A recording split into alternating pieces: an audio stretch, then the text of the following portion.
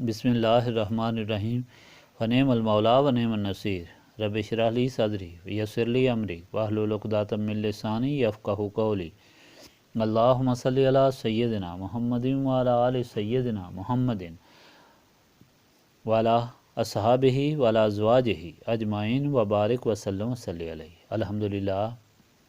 اللہ تعالیٰ جل جلالہ لاکھ لاکھ شکر ہے کہ مالک الملک نے آج پھر ہمیں اپنی رضا کے لیے اپنی یاد میں محبت میں یہاں جمع ہونے کی توفیق اور موقع عطا فرمایا۔ لاکھوں اور کروڑوں درود اور سلام سرور انبیاء حبیب خدا حضرت محمد مصطفیٰ صلی اللہ علیہ وآلہ وسلم پر، جن کے فعل یہ کرم ہوا۔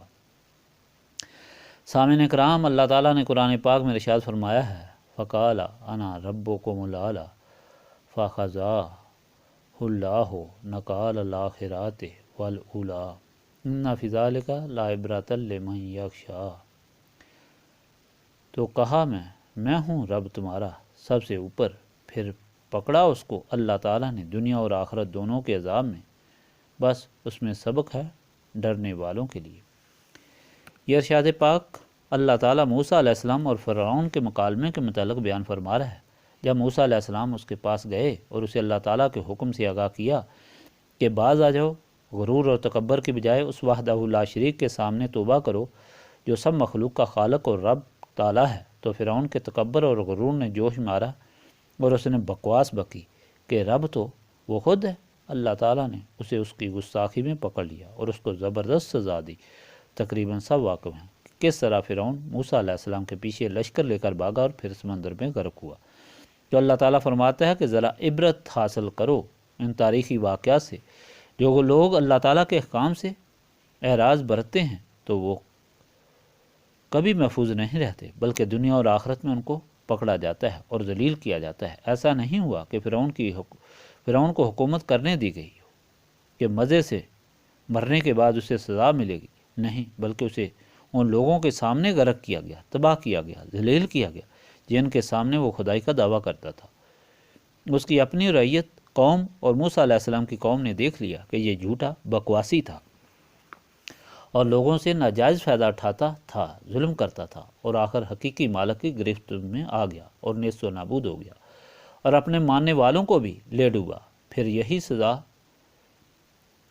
نہیں بلکہ قیامت تک انتہائی عذاب میں مبتلا رہے گا، ہر روز ہر لمحے عذاب علیم کا مزہ چکھے گا، پھر محشر کے دن رسوائی کے بعد ہمیشہ کے لیے جہنم میں رہے گا، جس کا ایندھن پتھر اور انسان ہے، خون اور پیپ کے ابلتے ہوئے سمندر ہوں گے، یہی ان کا مشروب اور غذا ہوگی، نہ مریں گے نہ جئیں گے۔ پیاس لگے گی تو ابلتا ہوا خون اور پیپ ملے گا جو ان کی جلد اتار دے گا، بھوک لگے گی تو تھور کے کانٹے جو حلق میں پھنس جائیں گے، نعوذ باللہ من ذالک۔ دریائے کلثم کے کنارے ایک مرد سالے کا مقام تھا۔ اس نے ایک عالم سے بیان کیا کہ میں نے ایک عجیب معاملہ دیکھا ہے۔ میں نے کئی بار دیکھا ہے کہ میں دریائے کلثم کے کنارے تھا کہ بحرے کلثم سے چڑیوں کا ایک جھنڈ کثیر نکلا اور غائب ہو گیا، پھر دیکھا کہ وہی جھنڈ کثرت سے آیا اور بحرے کلثم میں غائب ہو گیا، لیکن میں نے دیکھا کہ پر جلے ہوئے سیاہ ہیں۔ دوسرے دن میں نے دیکھا کہ وہی چڑیاں نکلی ہیں لیکن ان کے پر جلے ہوئے نہ تھے، پھر شام کو آئیں تو سیاہ تھی۔ اول تو میں حیران ہوا کہ اتنی کثرت میں چڑیاں پانی میں کہاں رہتی ہیں، دوسرا مجھے یہ نہ معلوم ہوا کہ یہ کہاں چرنے جاتی ہیں کہ ان کے پر جل جاتے ہیں، اور پر جلنے کے باوجود ان کی اڑان میں کوئی فرق نہیں آتا، پھر صبح کو کیوں بدستور ٹھیک ہو جاتی ہیں۔ عالم رویا اور فرمایا کہ یہ فرعون اور اس کے ساتھیوں کی روحیں ہیں جو صبح و شام بے مطابق فرمان قرآن عذاب میں مبتلا کی جاتی ہیں اور پھر درست ہوتی ہیں، اور یہ عذاب ان کا قیامت تک جاری رہے گا۔ یہ قصہ بیان کرنے کا مطلب یہ ہے کہ اگرچہ ایسا فرعون اب تو نہیں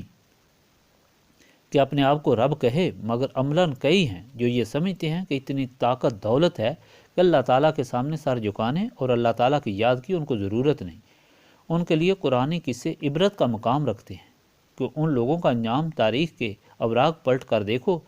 ذلت اور رسوائی ہے۔ دنیا اور آخرت میں جو خوش نصیب ہوتے ہیں وہ جتنے اونچے مقام پر اللہ تعالیٰ کے فضل سے پہنچتے ہیں، وہ اللہ تعالیٰ کے فضل کی اہمیت کو زیادہ سمجھتا ہے اور عجز سے ان کا سر اور نیچا ہوتا ہے، اور اس طرح